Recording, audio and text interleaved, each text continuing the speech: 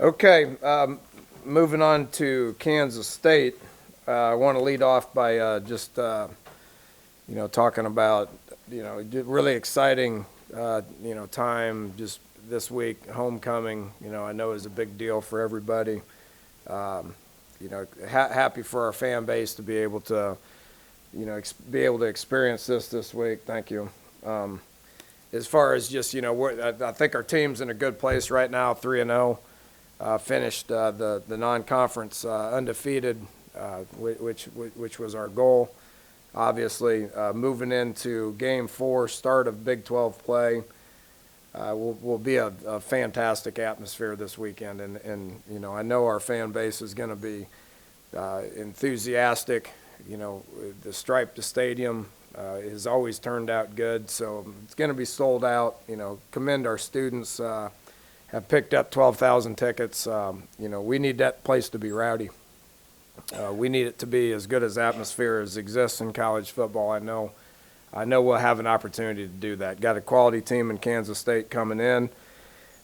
We understand they've been a thorn in our side here for the last few years, and our team is excited about the preparation this week and moving towards getting ourselves in position to be able to put our best foot forward this Saturday against a good quality, well-coached football team in Kansas State. Been talking about it for going on 5 years now. I mean, Bill Snyder's a Hall of Fame football coach. Their team's always going to be prepared to play. It doesn't matter what their record is. It doesn't matter what year we're talking about. He's put together quality football teams for years and years and years, and has been at Kansas State for a long time and has built that place up to what you currently see. So it's the same outfit it's always been. They're going to be extremely well coached. They're going to be very disciplined. They're going to be tough on all three sides, and it's going to be our biggest challenge yet. They went out to Stanford and almost beat those guys, which Stanford's a top 10 team. Then they've taken care of business at home the last 2 weeks. So defensively, they're extremely stout, number one in the country, and pretty much every category. So pretty much the same people that they had last year. They're good. They're sound. They're hard to move the ball against. They're sure tacklers, and they got guys with a lot of experience. Offensively, it's they lost some guys up front, but every one of their skill positions has guys with a lot of experience. They got their quarterback back that they lost earlier in the year last year. The Ertz kid's been there for a while. He's tough.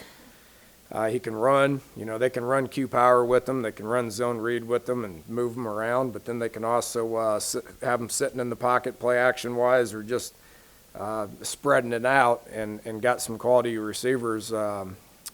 Some returning receivers and a couple of new guys that make them a little different than what they've been like in the past. So that and their run game we know is always going to be good. We got our work cut out for us on defense. What BYU did to us with the big line and the gritty quarterback, the big back, the tight ends and fullbacks, that we didn't handle it as well as we have in the past, and got a big week in order to get better, and I know we will.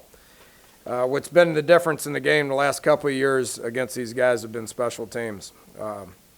We may take 90% of our practice time here in the next couple of days and just focus on special teams. I don't want to sit up here and just say I've been disappointed in what we've done. I thought special teams have been very solid the first 2 games.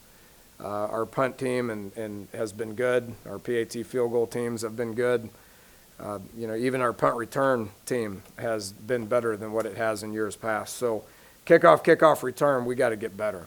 You just look at our average starting field position. It's the worst that has ever maybe been in college football a week ago. And then we put our defense in bad situations by not being able to cover kicks the appropriate way. Kansas State and Sean Snyder is as good as anybody in the country at it. They got us last year. They got us 2 years ago. If you think we may obsess over it a little bit, then you're probably right. So we got to get better in those units, and we will practice hard on it this week. So with that, we'll take some questions. So the special teams, is it personnel or is it execution? What do you work on? It's always all of it. If you're deficient in any of it, then you're going to get exposed. We're going to make some personnel changes. We're gonna change some scheme things. We're gonna focus on it and make it an emphasis. And I think you'll see, and it's not just kickoff team, it's kickoff return team as well. We're gonna change some people. There's some guys out there that weren't ready to play yet. You always try to put young guys in positions to be able to get some reps on special teams in order to see where they're at. And we got a lot of inexperienced guys, and we put some guys out there that weren't quite ready to go. We looked at that, and if it takes putting starters on there, then we will. If they need rest, then they'll rest on offense or defense. Our goal is to not get beat on special teams, and that's a huge goal this week. So all of the above: scheme, coaching, emphasis, personnel, effort, technique. You can say it's everything, and that's kickoff and kickoff return. Dana, on your kickoffs, is the goal always touchbacks, or are you still trying to Yes. pin guys inside the 10 or No. 15? I mean, I know what the Patriots do.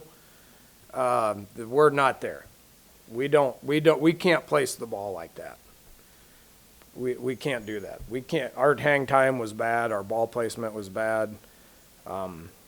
We need to work on trying to get it where we need to. If you can get that thing in the end zone, and then that's great.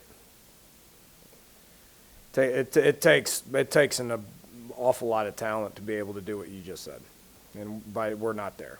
I think BYU did a good job of that. If you look at what they did, their kicker is really talented, and their hang time was really good, and that ball landed anywhere from the 1 to the -1 every time. So we're not there. Dana, what are you going to do with Josh Lambert? He should help. He should help with that. We're going to evaluate it. And I've been very happy with Mike Molina. I mean, he stepped in without any experience at all. He stepped in 5 of 6 on field goals, made every extra point, handled all the kickoff duties, and didn't have his best day. So he needs to continue to get better. By having Josh come back, he will be able to create competition and alleviate the fact that Mike's our only guy to be able to handle those duties. So what exactly Josh does, we'll work hard this week to see how we divvy it up. And what we end up doing this week may change for the next week. It's good to be able to have 2 guys to be able to handle those loads, and we will evaluate where they're at and see what we need to do. But they'll both see action. Coach, Heath and Pringle seem like they have some pretty good return numbers for K-State. And it's one thing to maybe scheme things different, put some new faces on special teams, but is it difficult to simulate what those 2 guys will give you will show you guys on game day? I don't think it's hard to simulate it, seeing how we just saw some pretty good stuff last week, right? I mean, against Missouri, we saw a guy that led the nation in kickoff returns a couple years ago. So I'm not taking anything away from Pringle. He's been a pretty good addition for him. He was a junior college guy that came in and didn't have big numbers in junior college, but is different. He's a good player. The Burns kid they had last year at kick return was an All-American. The Lockett kid they had 2 years ago was an All-American. I'm assuming it probably has something to do with the scheme and their emphasis and how they coach it. So, they get the Heath, the punt returner, is second in the league and a top 10 guy in the country. And the Lockett kid they had a couple years ago, when it comes to punt return, they got one on us out here 2 years ago. Might have something to do with their scheme. Sean Sutton's as good as there is. We got to be on guard and work hard this week in countering what he's going to be able to do.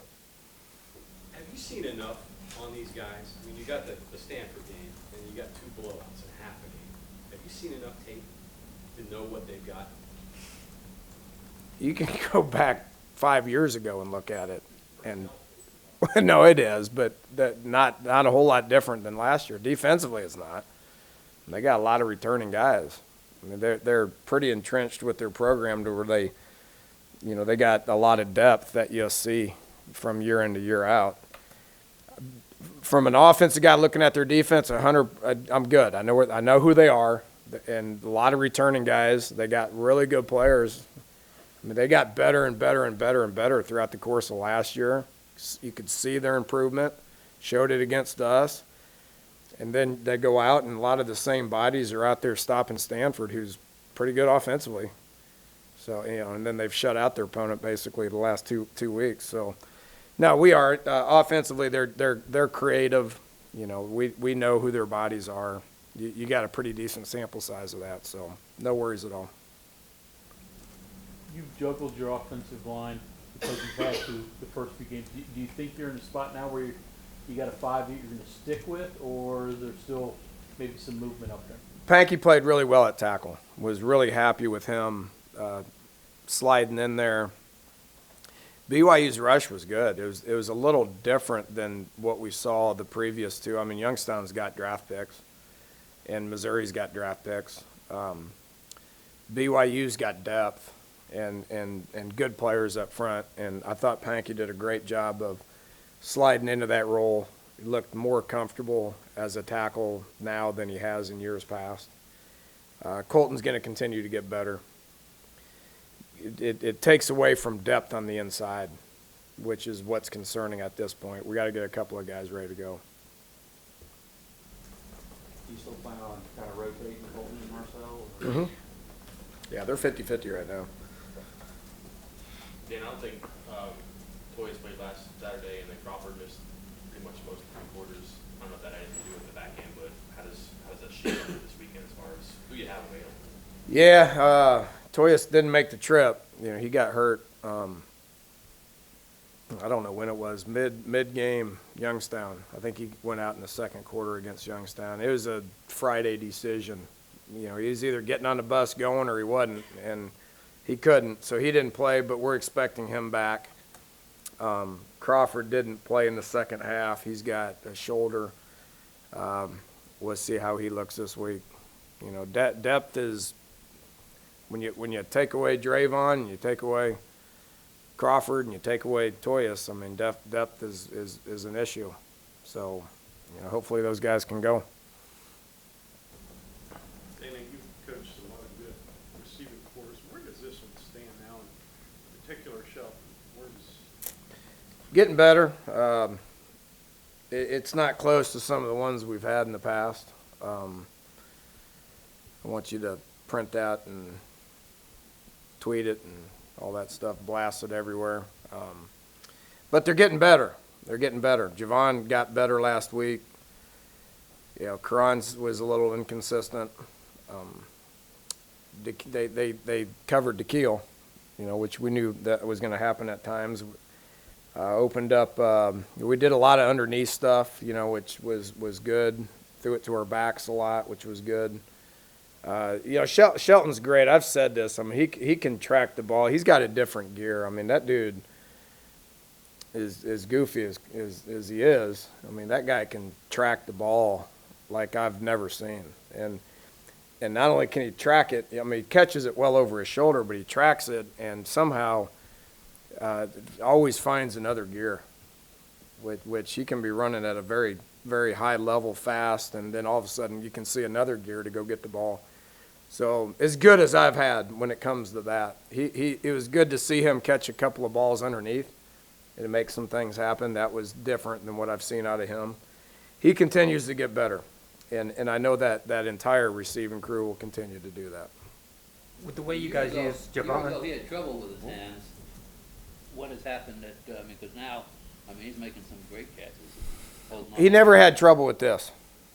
He had trouble with this. So just, I think Coach Carrier has been good for him. Just he ball drills these guys more than I've seen. So these guys are doing that. The relationship with Skylar is good. The timing is good. I said this a lot last year where, sometimes those guys aren't where they need to be, which is why the pass game didn't work out, which is why the ball looks like it's sailed or it was an incomplete, and, boo the quarterback because it's an incomplete pass. Well, sometimes the pocket was bad. Sometimes the receiver was never in the right spots. I mean, that happened a lot. I'm seeing a lot less of that at this point right now. Looked like with Javon, the things you guys did underneath to sort of force him into the offense and get him going. But I also noticed on the vertical route he ran right next to Shelton, it looked like one of them He had was to not call in the the right ball. spot. It's part of the learning curve with the new spot. Okay, and if you looked in the second half, we ran the same thing, and he was in the right spot. So there's a learning curve with much like what we were talking about last year with some of these other guys not being in the right spots. This year it's Javon who's in a new position, and we're trying to deal with him not being in the right spots. So, but it's getting better, and from game 1 to game 2 to game 3, it's been much better for him. He'll continue to improve on that. For the last few years, when people thought the Big 12, they thought of some of the really high-scoring, dynamic offenses in this league. Heading into conference play this year, what do you think characterizes the Big 12 in 2016? Well, I mean, there's still, 6 teams averaging over 500 yards a game.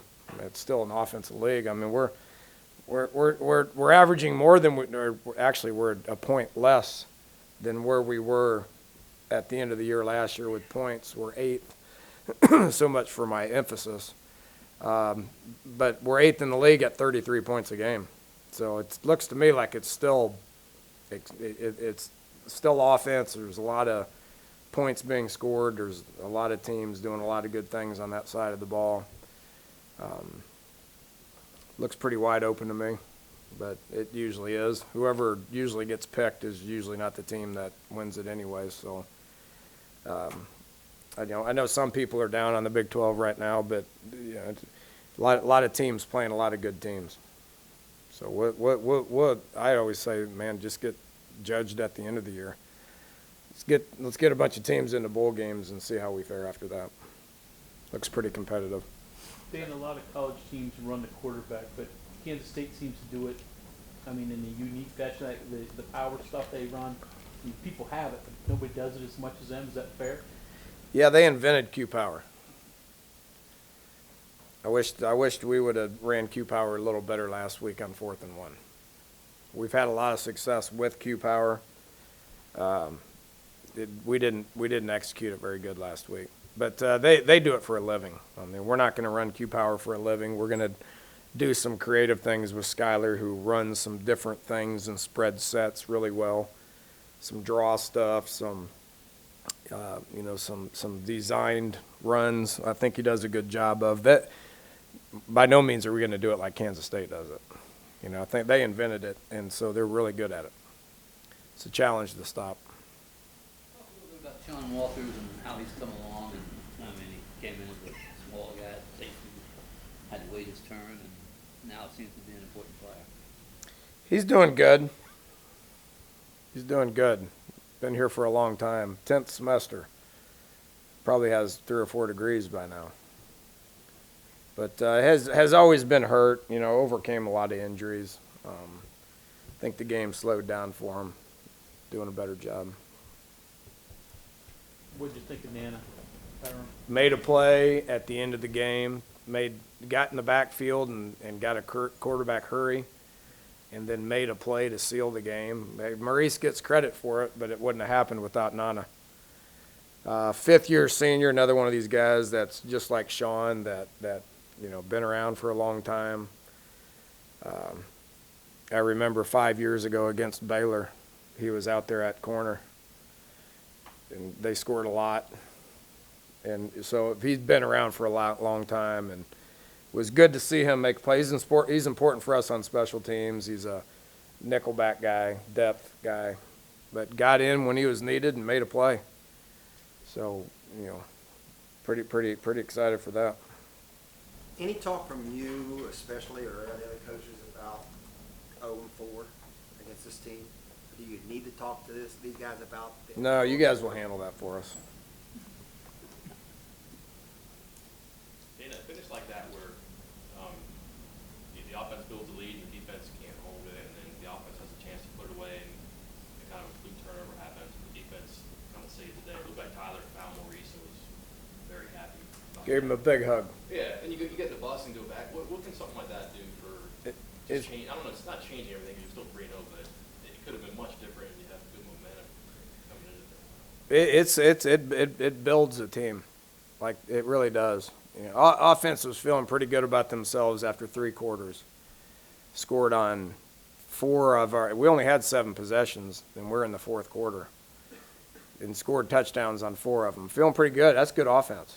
Feeling pretty good about themselves. You know, defense gave up some stuff. You know, wasn't getting the ball back. Wasn't very good on 3rd down. Kickoff return. We're developing really bad field position.